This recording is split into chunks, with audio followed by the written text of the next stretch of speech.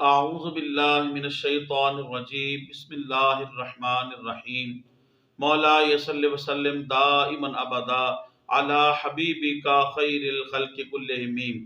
محترم خواتین و حضرات، آج امام بخاری رحمۃ اللہ علیہ کی بخاری شریف کی 7ویں حدیث پاک آپ کے سامنے عرض کرنے کی سعادت حاصل ہوگی۔ اس حدیث شریف کی سند بیان کرنے کے بعد اس کا مفہوم میں آپ کے سامنے عرض کروں گا، کیونکہ یہ طویل حدیث پاک ہے۔ چنانچہ امام بخاری رحمۃ اللہ علیہ نے کہا کہ ہمیں ابو الیمان الحکم بن نافع نے حدیث بیان کی۔ انہوں نے کہا کہ ہمیں شعیب نے خبر دی اور ان کو زہری نے خبر دی۔ انہوں نے کہا کہ مجھے عبید اللہ بن عبداللہ بن عتبہ بن مسعود نے خبر دی کہ حضرت عبداللہ ابن عباس رضی اللہ تعالی عنہ نے انہیں خبر دی کہ ابو سفیان بن حرب نے انہیں خبر دی کہ ہرقل، یہ روم کا بادشاہ، ہرقل نے ان کو قریش کی جماعت کے ساتھ بلایا۔ یہ لوگ اس وقت تجارت کے سلسلے میں شام میں موجود تھے۔ چنانچہ ہرقل نے قریش کے جو لوگ تجارت کے لیے گئے ہوئے تھے ابو سفیان کے ساتھ، ان کو اپنے دربار کے اندر بلایا، اور دربار کے اندر بلا کے جو قریش کے لوگ تھے ان کو ابو سفیان کے پیچھے کھڑا کر دیا، اور حضرت ابو سفیان رضی اللہ تعالی عنہ اس وقت ایمان نہیں لائے تھے، ان کو ان سب کے آگے کھڑا کر دیا، اور پھر ایک مترجم بلایا، ترجمہ کرنے والا بلایا۔ اپنے مترجم کو کہا کہ ان قریش کے لوگوں کو کہو کہ میں ابو سفیان سے سوال کروں گا، اگر یہ جھوٹ بولے تم اسے جھٹلا دینا اور بتا دینا کہ یہ جھوٹ بول رہا ہے۔ پھر ہرقل روم نے ان قریش سے پوچھا کہ تم میں سے نبی کریم صلی اللہ تعالیٰ علیہ وسلم کے قریب تر کون ہے، یعنی ان کے خاندان میں سے؟ تو ابو سفیان نے کہا کہ میں ان کے قریب ترین ہوں۔ پھر ہرقل نے یہ سوال کیے، تم لوگوں میں اس شخص کا نسب کیسا ہے؟ یعنی وہ حضور صلی اللہ علیہ وسلم کے متعلق پوچھ رہا تھا۔ ابو سفیان نے کہا ان کا نسب بہت ہی عمدہ ہے اور بہت ہی اعلیٰ ہے۔ پھر ہرقل نے دوسرا سوال یہ کیا، کیا اس سے پہلے بھی تم میں سے کسی اور نے ایسا دعویٰ کیا ہے؟ ابو سفیان کہتے ہیں نہیں۔ ہرقل نے تیسرا سوال یہ کیا، کیا اس کے باپ داداؤں میں سے کوئی بادشاہ تھا؟ ابو سفیان کہتے ہیں نہیں۔ ہرقل نے پھر چوتھا سوال یہ کیا کہ آیا مقتدر لوگ اس کے پیروی کرتے ہیں یا عام لوگ، غربا، پسماندہ لوگ ان کی پیروی کرتے ہیں؟ ابو سفیان نے کہا نہیں، غربا اور عام لوگ ان کی پیروی کر رہے ہیں۔ ہرقل نے پھر پانچواں سوال یہ کیا کہ آیا ان کی تعداد بڑھتی چلی جا رہی ہے یا دن بدن کم ہو رہی ہے؟ ابو سفیان کہتے ہیں نہیں، بلکہ ان کی تعداد دن بدن بڑھتی چلی جا رہی ہے۔ ہرقل نے چھٹا سوال یہ کیا، کیا ان میں سے کوئی ایسا شخص بھی ہے جو ان پہ ایمان لے آیا ہے اور محمد کے دین میں داخل ہو گیا ہے اور پھر بعد میں اس دین سے نفرت کرنے لگے، اس کو چھوڑ جائے؟ ابو سفیان کہتے ہیں ایسا نہیں ہے۔ ساتواں سوال ہرقل نے یہ کیا، کیا اس کے دعوی نبوت کرنے سے پہلے تم اس پر جھوٹ کی تہمت لگاتے تھے؟ ابو سفیان کہتے ہیں ایسا نہیں ہے، ہم نے کبھی اس کے اوپر جو ہے جھوٹ کی تہمت نہیں لگائی۔ ہرقل نے آٹھواں سوال یہ کیا، کیا یہ عہد شکنی کرتے ہیں، یعنی وعدے کو توڑتے ہیں؟ ابو سفیان کہتے ہیں ایسا بھی نہیں، یہ عہد شکن نہیں ہے۔ ہرقل نے نواں سوال کیا، کیا تمہاری سے جنگ ہوئی ہے؟ ابو سفیان کہتے ہیں ان کے اور ہمارے درمیان جنگ کی مثال کنویں میں ڈالے گئے اس ڈول کی طرح ہے، کبھی وہ اس ڈول کو حاصل کر لیتے ہیں اور کبھی ہم اس ڈول کو حاصل کر لیتے ہیں۔ ہرقل نے 11واں سوال یہ کیا، وہ تمہیں کس چیز کا حکم دیتے ہیں؟ ابو سفیان کہتے ہیں وہ ہمیں یہ کہتے ہیں کہ اللہ وحدہ لا شریک کی عبادت کرو، اس کے ساتھ کسی کو شریک نہ کرو، اپنے باپ دادا جو تمہارے کہتے ہیں یعنی بتوں کی پوجا کرو، ان کو چھوڑ دو، اور وہ ہمیں نماز پڑھنے کا، سچ بولنے کا، پاک دامن رہنے کا اور رشتہ داروں سے ملنے جلنے کا حکم دیتے ہیں۔ پھر ہرقل نے اپنے مترجم سے کہا کہ ان کو یہ بتاؤ کہ میں نے ان سے یہ سوال کیا ہے کہ کیا جس نبی نے نبوت کا دعویٰ کیا ہے اس کا نسب اعلیٰ ہے؟ تو انہوں نے کہا اس کا نسب اعلیٰ ہے۔ تو یاد رکھو کہ نبی کا نسب ہمیشہ اعلیٰ اور عمدہ ہی ہوتا ہے۔ پھر میں نے دوسرا سوال ان سے یہ کیا، کیا ان سے پہلے بھی کسی نے یہ دعویٰ نبوت کیا ہے؟ انہوں نے کہا کہ کوئی ایسا نہیں ہے کہ اس سے پہلے کسی نے نبوت کا دعویٰ کیا ہو۔ ہرقل نے کہا کہ اگر اس سے پہلے کسی نے ان میں سے دعویٰ نبوت کیا ہوتا تو میں سمجھتا کہ یہ اس کی پیروی کر رہا ہے۔ پھر میں نے تیسرا سوال یہ کیا، کیا ان کے باپ داداؤں میں سے کوئی بادشاہ تھا؟ تو انہوں نے کہا نہیں۔ تو سن لو، میں نے کہا ہو سکتا ہے کہ یہ اپنے بادشاہوں کے ملک سلطنت کو حاصل کرنے کی کوشش کر رہا ہو۔ میں نے ان سے سوال کیا کہ آیا ان کے پیروکار مقتدر لوگ ہیں، مالدار لوگ ہیں، یا عام غربا لوگ ہیں؟ انہوں نے کہا غربا لوگ ہیں۔ تو بس سن لو، رسولوں کی پیروی جو ہے وہ غربا ہی کرتے ہیں، پسماندہ لوگ ہی کرتے ہیں۔ میں نے ان سے سوال کیا کیا اس دعوی نبوت کرنے والے کے جو پیروکار ہیں وہ بڑھتے جا رہے ہیں یا کم ہوتے جا رہے ہیں؟ انہوں نے کہا کہ بلکہ بڑھتے ہی جا رہے ہیں۔ سچے رسول کی یہ نشانی ہے کہ اس کے پیروکار بڑھتے ہی چلے جاتے ہیں۔ پھر میں نے ان سے سوال کیا کیا یہ کبھی عہد شکنی کا شکار ہوئے ہیں، وعدہ توڑا ہے؟ تو انہوں نے کہا نہیں، جو سچا رسول ہوتا ہے وہ کبھی وعدہ نہیں توڑتا، عہد شکنی نہیں کرتا۔ پھر میں نے ان سے سوال کیا کیا کبھی ان کے اوپر جھوٹ کی تہمت لگی ہے؟ انہوں نے کہا نہیں۔ تو میں نے کہا کہ جو لوگوں کے اوپر جھوٹ نہیں باندھتا اور لوگ اس کے اوپر جھوٹ نہیں باندھتے، وہ کیسے اللہ کی طرف پھر وہ جھوٹ کی نسبت کیسے کر سکتا ہے؟ میں نے ان سے سوال کیا کہ وہ تمہیں کس چیز کا حکم دیتے ہیں؟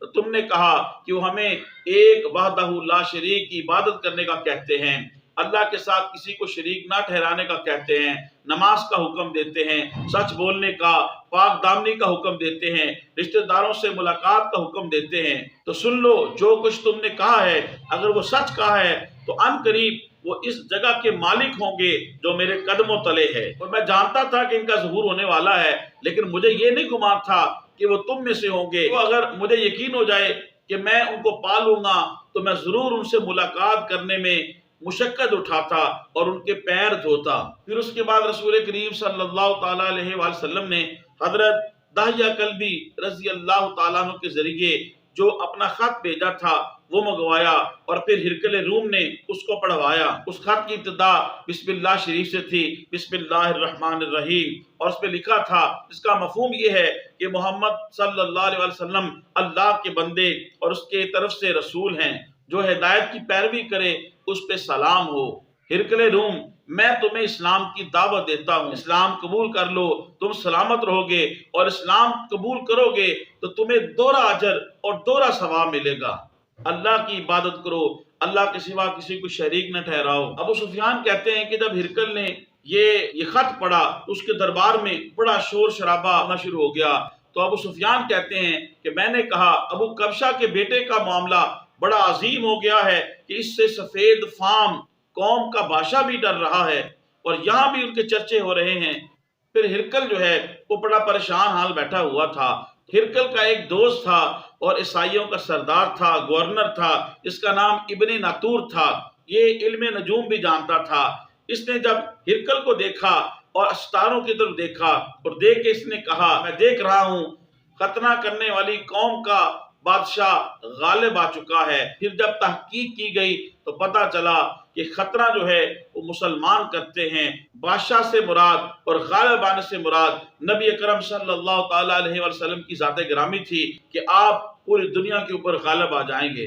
ہرقل جو ہے وہ کتابوں میں پڑھ چکا تھا اور سب کچھ دیکھ بھی چکا تھا۔ اس نے ٹیسٹ کے لیے اپنے دربار کے اندر حمص میں جو ہے وہ اپنے درباریوں کو خاص بندوں کو بلایا اور دربار کا دروازہ بند کر دیا، اور پھر اس نے رسول پاک صلی اللہ تعالیٰ علیہ وآلہ وسلم آپ کی نبوت کی صداقت اور سچائی کے بارے میں جب ان خاص لوگوں کو بتایا تو روم کے لوگ وحشی گدھوں کی طرح جو ہے وہ دربار سے بھاگنے لگے۔ لیکن جب وہ بھاگنے لگے دروازہ تو بند تھا، تو اس بادشاہ ہرقل نے جب دیکھا کہ ان کی یہ کیفیت ہے اور میری بادشاہت ختم ہو جائے گی اور یہ مجھے قتل کر دیں گے، اس ڈر سے کہ بادشاہت نہ جائے اور مجھے قتل نہ کر دیں، اس نے فوراً اپنے خاص درباریوں کو بلایا، ان خاص لوگوں کو بلایا اور کہا کہ میں تمہارے دین کا ٹیسٹ لینے کے لیے کہ تم اپنے دین کے اندر کتنے راسخ اور پختہ ہو، اس لیے میں یہ سوال تم سے کر رہا تھا اور اس لیے یہ بات میں نے تم سے کی ہے۔ ہرقل کی شومی قسمت کہ اس نے جو ہے سچ کو دیکھنے سننے کے باوجود بھی جو ہے یہ نبی اکرم صلی اللہ تعالیٰ علیہ وآلہ وسلم پر ایمان نہ لایا۔ ان سب سرداروں نے ہرقل کو سجدہ کیا اور اس سے راضی ہو گئے۔ اس حدیث شریف کے اندر حضرت دحیہ کلبی کا ذکر آیا۔ حضرت دحیہ کلبی رضی اللہ تعالیٰ عنہ یہ بڑے ہی خوبصورت صحابی تھے، ان کے حسن و جمال کی مثالیں دی جاتی تھیں۔ ان کی شکل کے اندر حضرت جبرائیل علیہ السلام تشریف لاتے تھے، وہی لے کے نازل ہوتے تھے۔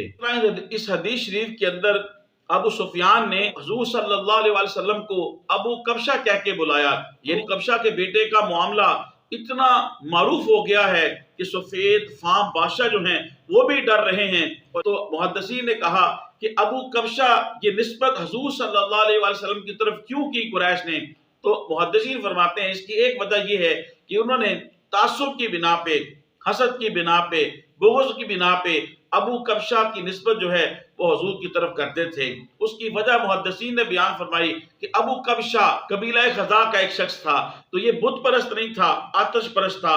چونکہ یہ بت پرستوں سے ہٹ کے تھا، اکیلا آتش پرست تھا۔ اسی طرح رسول پاک صلی اللہ تعالیٰ علیہ وآلہ وسلم نے بھی ان کی بت پرستی سے بیدار ہو کے سچے خدا واحدہ لا شریک کی جب تبلیغ، اور انہوں نے تعصب اور حسد اور بغض کی بنا پہ ابو کبشہ کی نسبت جو ہے وہ حضور کی طرف کر دی۔ یہ کہ نبی کریم صلی اللہ تعالیٰ علیہ وآلہ وسلم کے نانا ابو کبشہ تھے، وہاب بن عبد مناف جو سیدہ مخدومہ کائنات حضرت آمنہ سلام اللہ علیہا ان کے دادا تھے۔ اس حدیث شریف کے اندر آیا کہ ہرقل بادشاہ جو تھا اس کا ایک دوست تھا ابن ناطور، اس کا نام محدثین نے زغاتر بتایا ہے۔ یہ دونوں ہی ہرقل اور ابن ناطور دونوں کو یہ پتا تھا کہ نبی کریم صلی اللہ تعالیٰ علیہ وآلہ وسلم واقعی آپ اللہ کے سچے نبی اور آپ واقعی اللہ کے سچے رسول ہیں، لیکن ہرقل نے اپنے بادشاہی کی جانے کے خوف سے اور اپنی جان جانے کے خوف سے ایمان نہ لایا، اس کی شومی قسمت۔ لیکن ہرقل کا جو دوست اور مصاحب تھا گورنر ابن ناطور جو تھا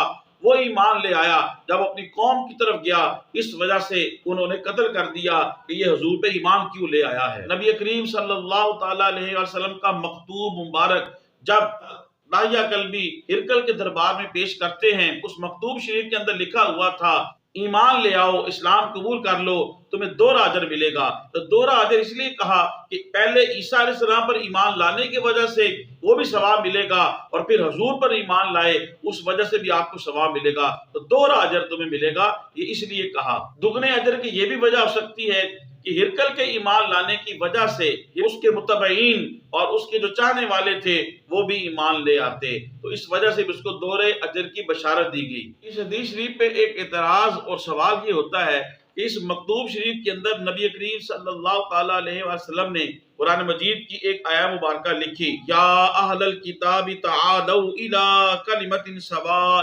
بیننا وبینکم اللہ نعبد الا اللہ ولا نشرک به شیئا ولا يتخذ بعضنا بعضا، کہ اے اہل کتاب ایسی بات کی طرف آ جاؤ جو ہمارے اور تمہارے درمیان یکساں ہے، ایک ہے۔